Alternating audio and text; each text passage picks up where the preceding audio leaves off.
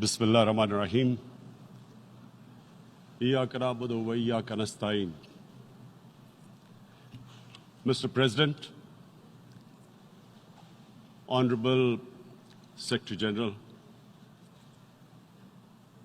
Excellencies, ladies and gentlemen,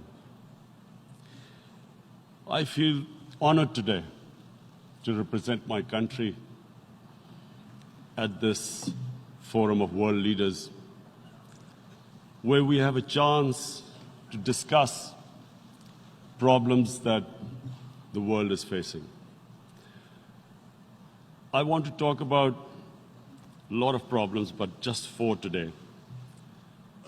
And I especially came to this forum despite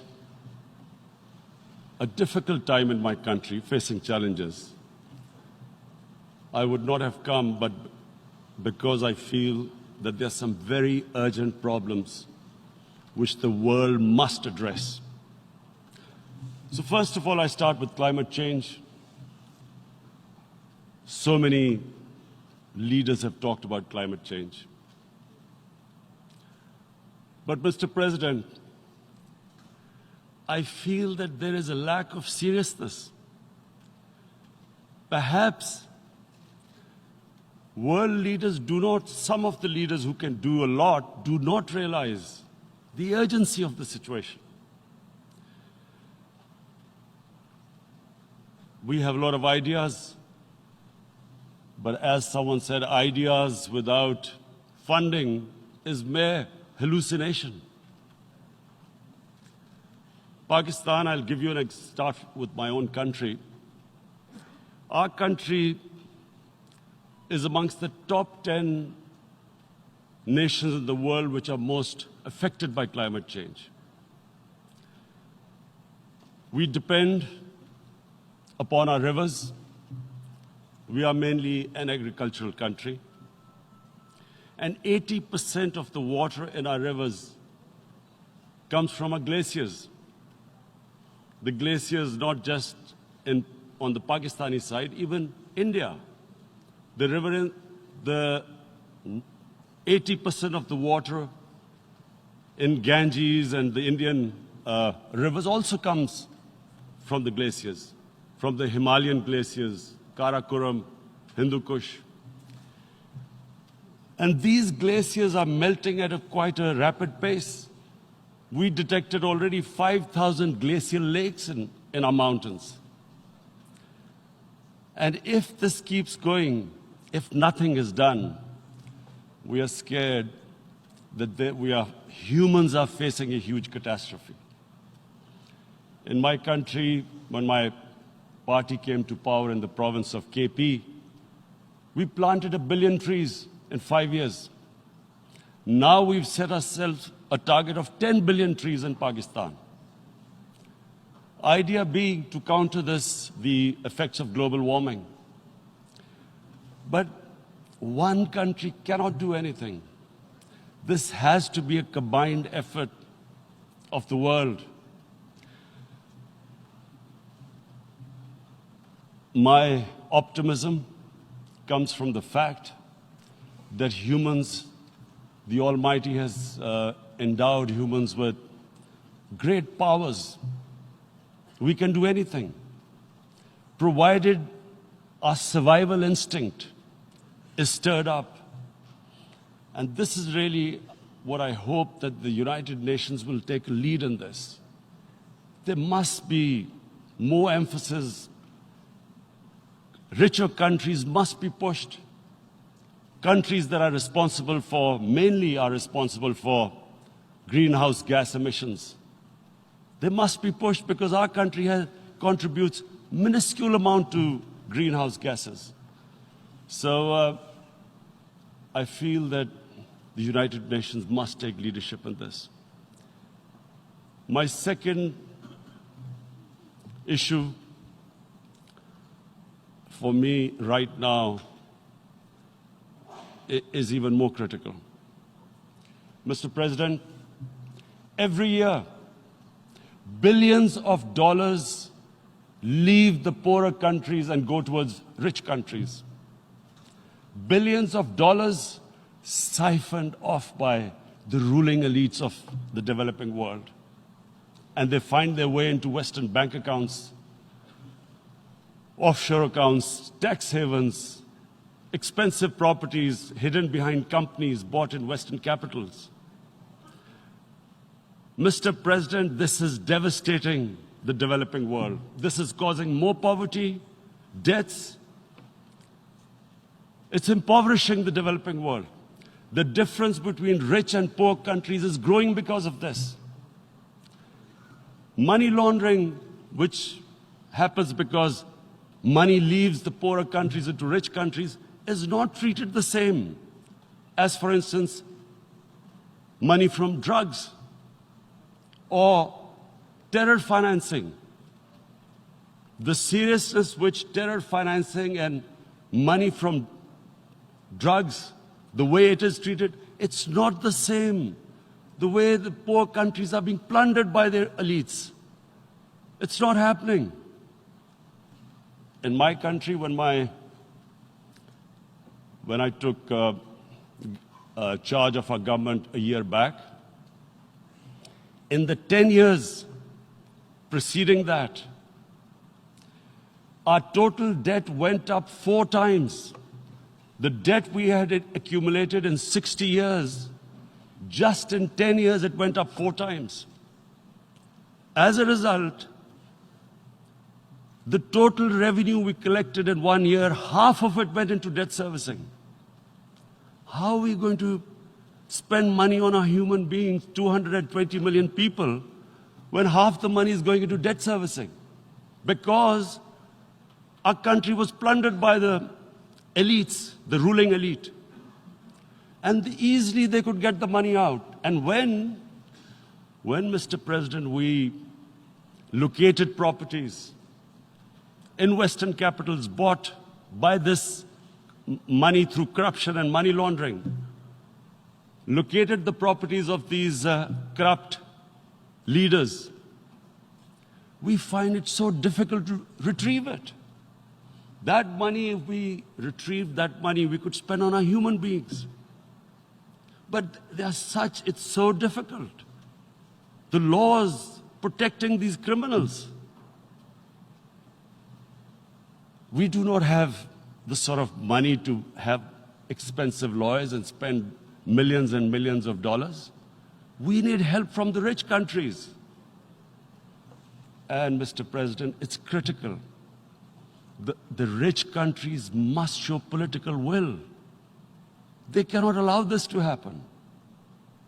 How can the poor countries spend money on human development, which the United Nations asks, SDG?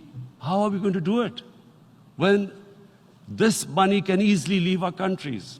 So, unless the rich countries intend to build walls to stop economic refugees coming as we see right now, they must take action. They must take action now. It must be a deterrent. Corrupt ruling elites should not be able to take money out easily and park it into foreign bank accounts and into these properties abroad. And I never understand why. Why do we have these tax havens? Why is this allowed? Why shouldn't rich people pay taxes? Why is it legal to have these tax havens where you have these secret accounts? Because, the world is changing. The population of the world is growing. Sooner or later, you're going to have a crisis. If the poor get poorer and the rich get richer, there is going to be a crisis sooner or later. So this is my second point. I hope that the United Nations takes a lead in this. It involves the IMF, the World Bank, Asian Development Bank. They must find a way of stopping this plunder of the developing world. My third point is Islamophobia. There are 1.3 billion Muslims in this world. There are millions of Muslims living in other countries, European countries, in the US, as minorities. Islamophobia since 9/11 has grown at a pace where it is alarming. Human communities live together. There should be understanding amongst them. But Islamophobia is creating a division. Muslim women wearing hijab, it's become an issue. It's become an issue in some countries. Hijab is some sort of a weapon. A woman can take off her clothes in countries, but she can't put on more clothes. How is this happening? Because of Islamophobia. And how did this Islamophobia start? After 9/11. And why did it start? Because certain Western leaders equated terrorism with Islam. Islamic terrorism. Radical Islam. What is radical Islam? There is only one Islam. And that is the Islam we follow of Prophet Muhammad sallallahu alaihi wasallam. There is no other Islam. Radical Islam, Islamic terrorism, what message did they send to people in the West? And why is there Islamophobia? How is a person in New York, in the Midwest, in the US, in European capital, how is he going to distinguish between who is a moderate Muslim and who's a radical Muslim? Because terrorism has nothing to do with any religion. This Islamic terrorism, Islamic radicalism, and sadly used by leaders, this has been the main reason for this Islamophobia. And it has caused pain amongst Muslims. We in Muslim countries watch this Islamophobia traveling abroad, and it's getting worse. And may I just say, Mr. President, that in European countries, it is marginalizing Muslim communities. And we all know that marginalization leads to radicalization. Some of the people who ended up as militants in Syria and other places were from marginalized Muslim communities.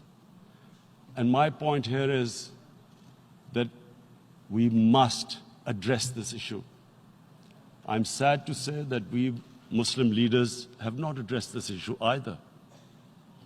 After 9/11, when this thing came about war against radical Islam, rather than Muslim leaders trying to explain to the West that there is no such thing as radical Islam, in all human communities, they are radicals.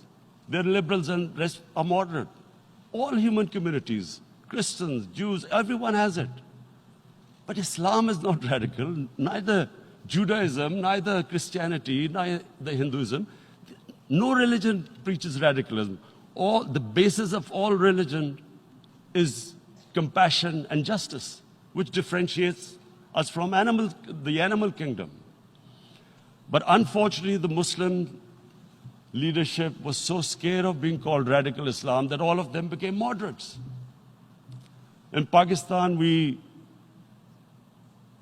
were in the eye of the storm, and our government coined a phrase called enlightened moderation.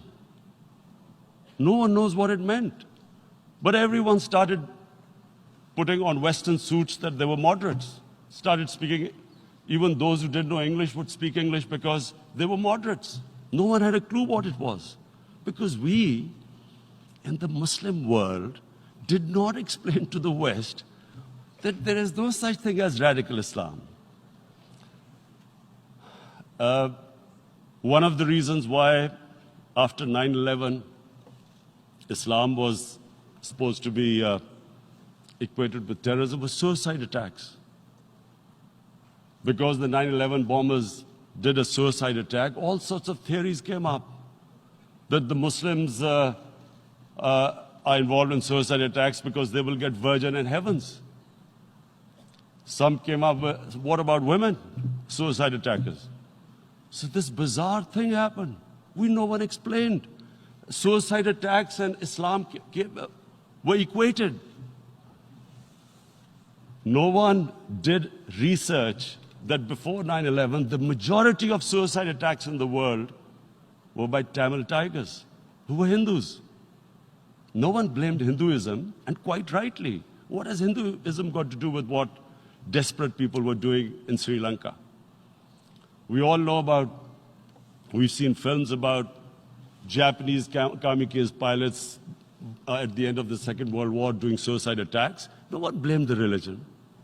But here we were trying to prove we were moderates and not explaining to the West. But the most important thing I wanted to say here today, in explaining this Islamophobia, Mr. President, and I feel it's very important because I played professional sport in England, I spent a lot of time there, so I know how the Western mind works and how West views religion. So where the misunderstanding about Islam came.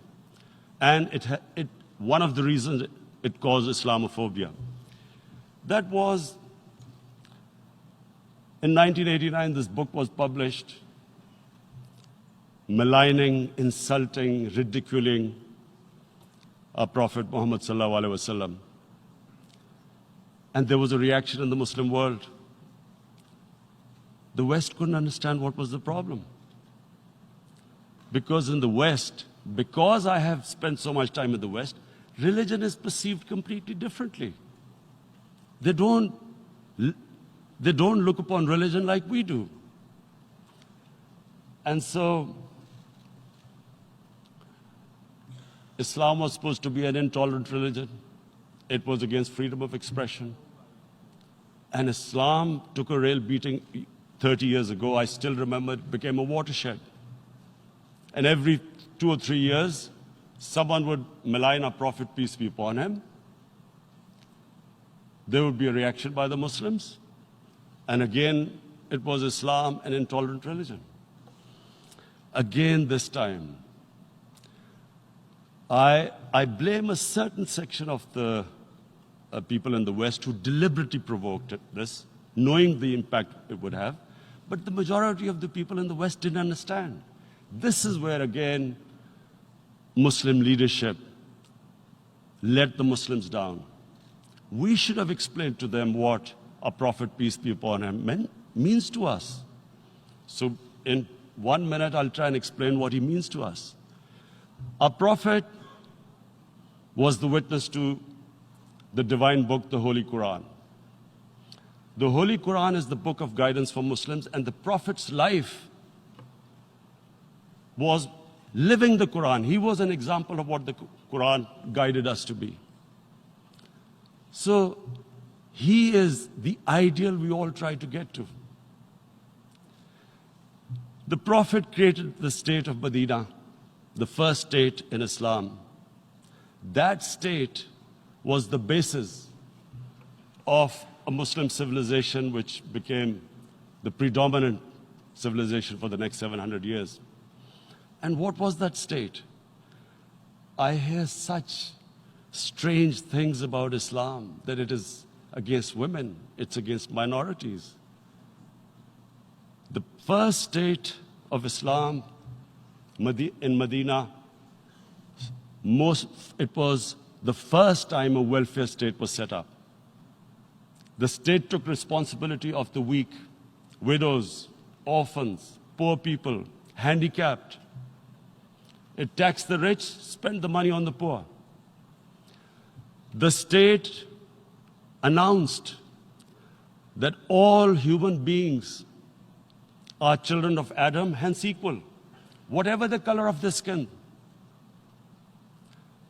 The state announced, the Prophet announced that, and slavery, the whole system depended on slavery as it did for many years in the Western societies.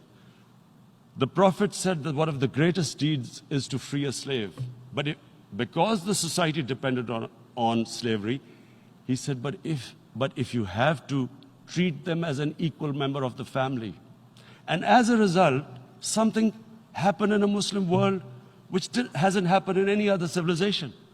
Slave dynasties appeared. Slaves became kings. The Mamluks, slaves who ruled Egypt. In India, there were slave dynasties.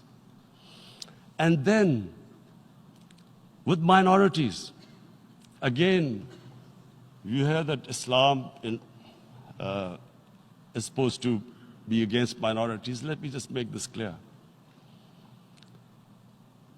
In Islam, the Prophet announced that everyone was free to practice his religion. It was a sacred duty to protect the places of worship of all religions. He announced that every person is equal in front of law, whatever his religion or his color. And this incredible case, and I always quote this, that the fourth Khalifa, the head of state of Medina, he lost a court case against a Jewish citizen. So, number one, it showed there was a rule of law, no one was above law. And number two, that a Jewish citizen was an equal citizen. So, Mr. President, when a Muslim society is unjust to its minorities, it is going against the religion of Islam and our Prophet, peace be upon him. So, it is important to understand this. The Prophet lives in our hearts. When he's ridiculed, when he's insulted, it hurts. As we human beings understand one thing, the pain of the heart is far, far, far more hurtful than physical pain. And that's why the Muslims react. And I always thought that if I ever had the stage, I would try and explain this to the world community, especially to the Western community, because having lived in the Western community, people didn't understand this. When I first went as a teenager to England, there was a comedy film on Jesus Christ. It's unthinkable in Muslim societies. So we need to explain that, look, in a human community, we must be sensitive to what causes pain to other human beings. We have, in the Western society, and quite rightly, the Holocaust is treated with sensitivity because it gives the Jewish community pain. That's all we ask. That do not use freedom of speech to cause us pain by insulting our Holy Prophet. That's all we want. And now, the number fourth point, Mr. President, and this is the most critical point, is the reason why I especially came here. It is about what is happening in Kashmir. Before I go on this, I want to make one thing clear. That when we came to power, my first priority was that Pakistan would be a country which will try its best to bring peace. We had been through this war on terror. We joined the United States war on terror after 2001. And Pakistan went through one of its worst periods where 70,000 Pakistanis died and over 150 billion was lost to our economy. And Mr. President, I opposed the war because in the 80s, Pakistan had joined the Western countries in what was the freedom struggle then in Afghanistan against the Soviets. And it was funded by the Western countries. These Mujahideen groups, which were treated in guerrilla warfare, were trained by Pakistan Army, funded by the Western countries, and especially US, and they waged what was a freedom struggle in Afghanistan. The Soviets called them terrorists. We called them freedom fighters. 1989, the Soviets retreated. The Americans packed up and left. Pakistan was left with these groups. Come 9/11, Pakistan joined the United States in this war on terror. And now our government was supposed to, the reason why I opposed joining this war, because here we had indoctrinated them in jihad, meaning freedom struggle against foreign occupation. Now, because we had joined the US, and the US had occupied Afghanistan, now we were supposed to tell them that, no, this is not freedom struggle and jihad, it's terrorism. So that's why I tried to tell then government that, stay neutral, because you will have leverage over them. You will be able to control them. But if you join them, you become collaborators and they will attack you, which is what happened. They turned against us. We went through a nightmare. 70,000 people killed in a war we had nothing to do with. No Pakistani was involved in 9/11. Taliban were in Afghanistan. Al-Qaeda was in Afghanistan. What had we to do with it? 70,000 Pakistanis died. So when we came to power, we decided that we would dismantle what was left of these groups. And this decision was taken not just by us, but by all the political parties in Pakistan. Unfortunately, they didn't implement it. So we came to power, we decided to implement it, and we dismantled whatever was left of the groups. And I know that India keeps accusing us that there are these groups there. I would like the United Nations to send observers, see for themselves what we've done. No Pakistani government would have dared to do this because it would have created strife. But we decided that there would be no militant organizations in Pakistan. So I need to give you this background and to what I'm going to say later on. And secondly, we started mending fences. I invited the Afghan president. We developed a relationship with Afghanistan. We had problems with Iran. We mended fences there. And then India. Now let me just give you a little background about my relationship with India. Because of cricket, and cricket being it's a passion in the subcontinent, I had great following in India. I have friends in India, and I loved going to India. So immediately, when my party came to power, the first thing we did was to immediately reach out to India. And I spoke to President Modi and I said, look, we have similar problems.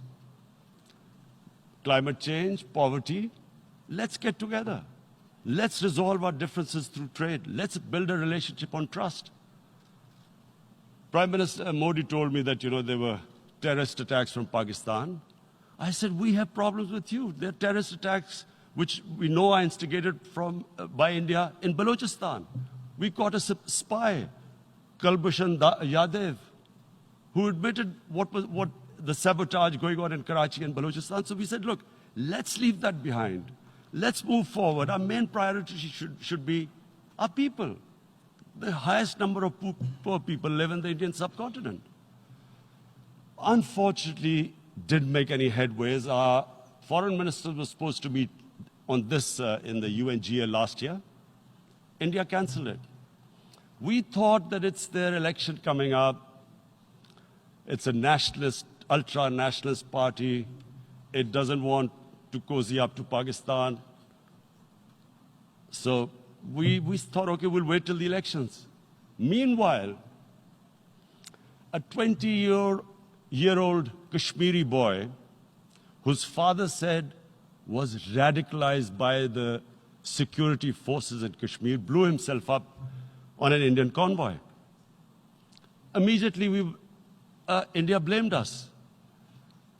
I I spoke to the Indian public on television. I said, if you give us any iota of proof, we will immediately take action because we've clamped down on these groups. Rather than sending us any proofs, they sent their jets in, they bombed us. We retaliated. A jet, 2 of their planes were shot down, 1 pilot bailed out in Pakistan. We immediately returned the pilot, saying that, look, we do not want any escalation. Rather than taking that as a peace gesture, the entire campaign, almost the entire campaign of Mr. Modi in the election was how he had taught Pakistan a lesson that jets had killed 350 terrorists. Complete lie. They had just killed about 10 trees of ours, which was quite painful given that, we are growing all these trees. He then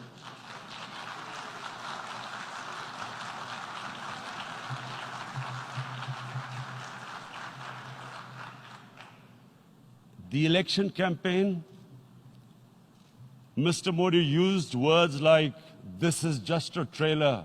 The movie is about to start. I went into Pakistan and taught them a lesson. This was the election campaign. Okay, so we thought, us politicians make all these statements to win elections. So, okay, after elections, we'll get back to our normal relationship. Well, the moment the elections ended, we approached India. No response, but then we discovered they were trying to push us in the FATF blacklist to bankrupt us. That's when we realized there was an agenda. And that agenda became obvious on the 5th August when India went against 11 United Nations Security Council resolutions which say that Kashmir is a disputed territory and the people of Kashmir have the right of self-determination. They went against that. They went against Simla Accord, which is about bilateral, sorting out our differences through bilateral means, went against that. They actually went against the Indian Constitution. Illegally, they revoked Article 370, which gave Kashmir the special status. They got an extra 180,000 troops there. Total number of security forces in Kashmir now are 900,000. And they put 8 million people of Kashmir under curfew.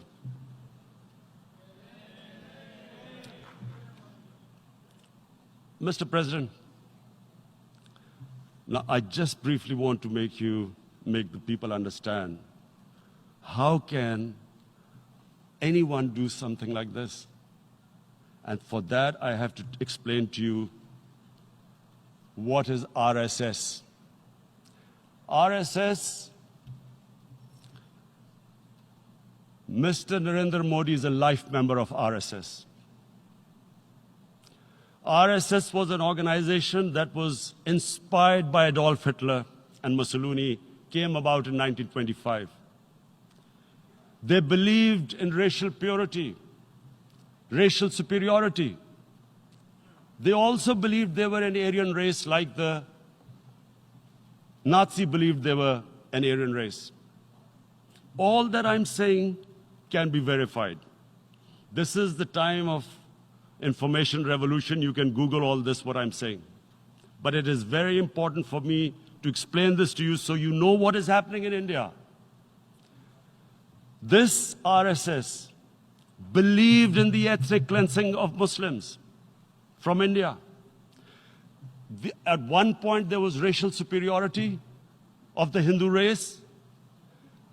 Secondly, it was hatred for the Muslims and for the Christians because they believed that this golden age of Hindu civilization was stopped because of Muslim rule centuries back and then the British rule of India.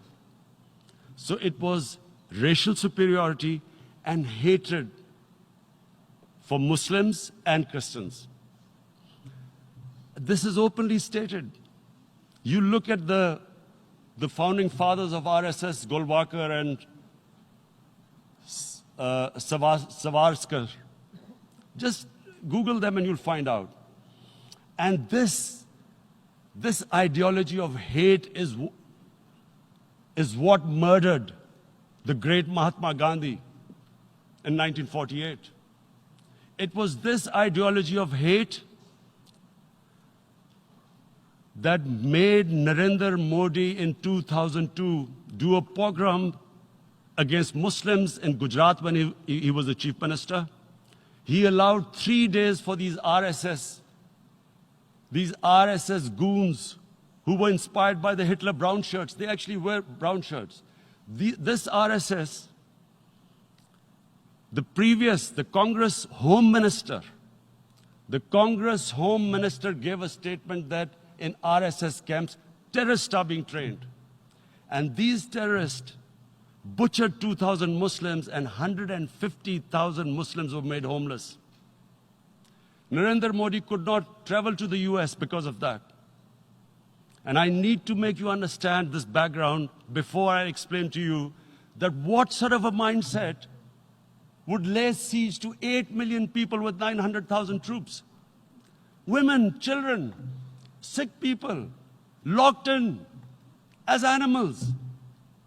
In fact, of what I know of England, if 8 million animals were locked in, the RSPCA would have made a lot of noise about it. These are human beings.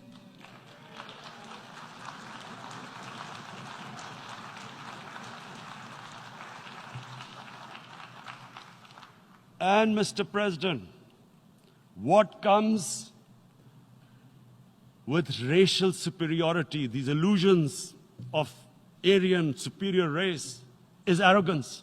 The two go together. And it's arrogance that makes people make mistakes and do stupid things. Cruel things like what Narendra Modi has done. It's sheer arrogance. And it's arrogance that has blinded him from the fact that what is going to happen when the curfew is lifted? Has he thought about it? This hasn't been thought through. What is he going to do when he lifts the curfew? Does he think that people of Kashmir will quietly accept the status quo because India has changed the constitution and taken away the special status? They'll accept that? Mr. President, 100,000 Kashmiris have died in the past 30 years because they were denied the right given by the United Nations, the right for self-determination. 100,000 have died and 11,000 women have been raped. There are 2 United Nations human rights reports on this. The world hasn't done anything because India is a huge market, 1.2 billion people. Sadly, the material prevails over the human. But this has serious consequences. Again, I repeat, that's why I'm here. Look, what is going to happen when the curfew is lifted will be a bloodbath. The people will come out. There are 900,000 troops there. They haven't come to, as Narendra Modi says, he's done this for prosperity of Kashmir. This is supposed to be for the development. These 900,000 troops, what are they going to do when they come out? There'll be a bloodbath. Has he thought it through what happens then? Mr. President, has anyone thought that what happens when there is a bloodbath? What do you think the impact will have on people of Kashmir? What do you think they will think?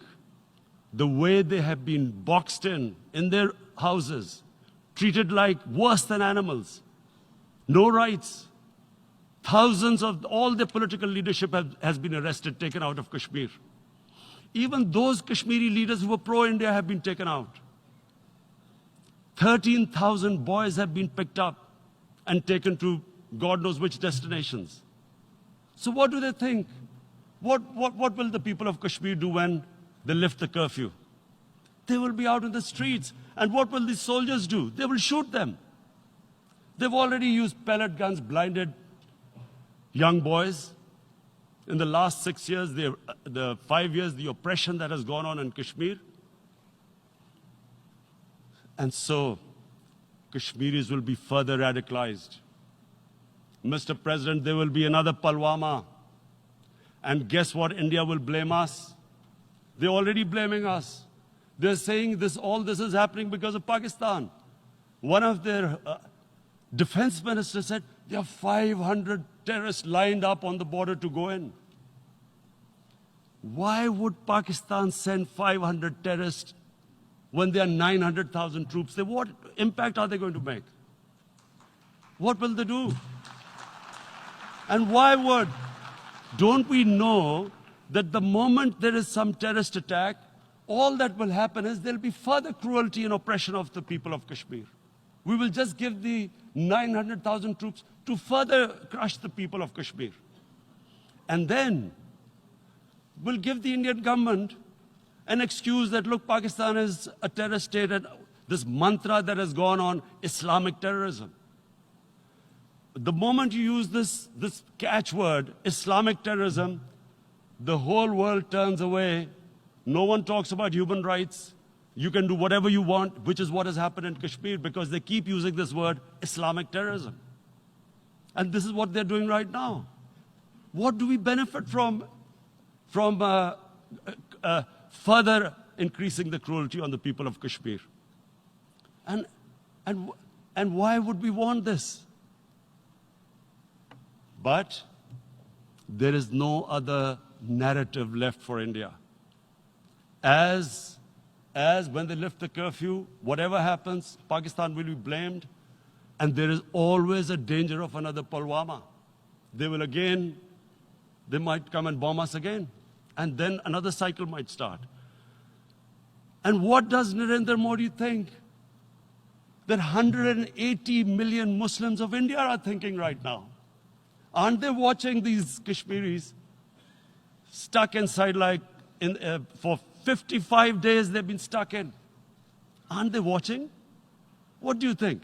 Don't you think that the Muslims will be radicalized in India? And I'm talking about 180 million people. And when they get radicalized, there will be some incident in India somewhere down the line. Again, we will be blamed. And I'm warning you right now, again, we will be blamed. And, Mr. President, what about 1.3 billion Muslims who are watching this? And they know that it is only happening in Kashmir because they're Kashmiri Muslims. This is not happening to Kashmiri Hindus. They know that this is happening because of their religion. So what do you think they will be thinking? What do you think the Jewish community would think if they were, forget 8,000 Jews stuck like this? What do you think Europeans would think? What do we think? I mean, any human community, if their members are stuck like that, what do you think they will think? Are we a children of a lesser God? Is it not going to cause us pain? And then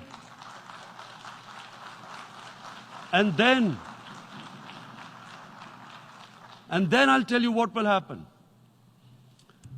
People will, in the 1.3 billion Muslims, someone will pick up arms. I know we've been brought up with films, Western films. This good, decent guy doesn't get justice. He decides to pick up a gun and start seeking justice. There was a film made in New York, famous film called Death Wish. This guy gets mugged by and his family, his wife gets killed or something. He can't get justice. He picks up a gun and he goes around shooting muggers. And the whole cinema cheers him on. So what do you think the Muslims are thinking right now?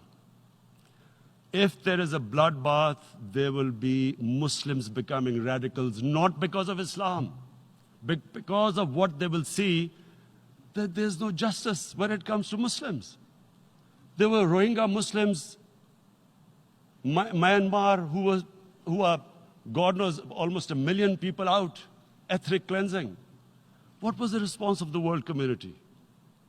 So what do you think will be the response of 1.3 billion Muslims?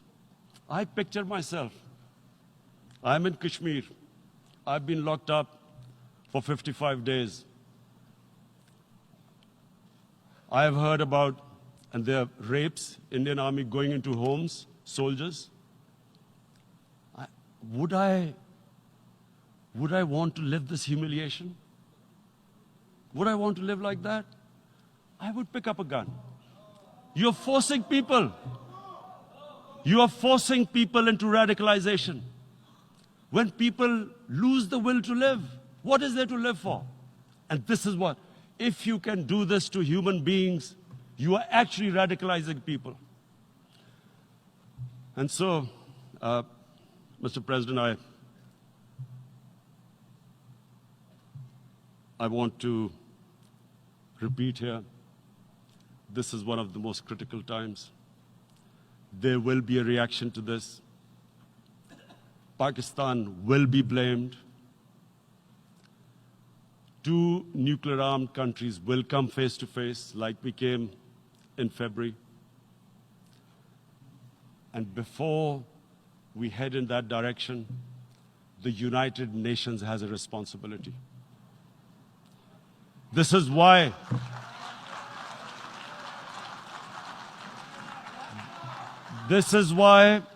the United Nations came into being in 1945. You were supposed to stop this happening. I feel we are back to 1939, Munich. Czechoslovakia has been taken, annexed. What is the world community going to do? Is it going to appease a market of 1.2 billion, or is it going to stand up for justice and humanity?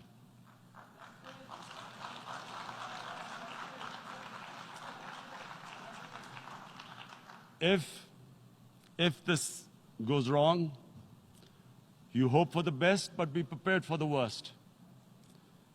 If a conventional war starts between the 2 countries, Mr. President, if a conventional war starts, and anything could happen, but supposing a country 7 times smaller than its neighbor is faced with the choice, either you surrender or you fight for your freedom till death, what will we do?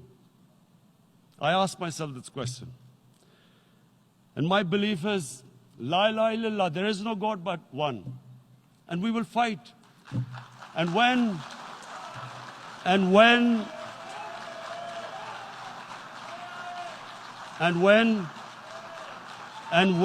a nuclear-armed country fights to the end, it will have consequences far beyond the borders.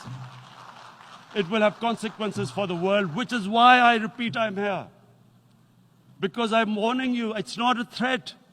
It's a fair worry that where are we headed? And I've come here to tell the UN, you've got to, this is a test for the United Nations.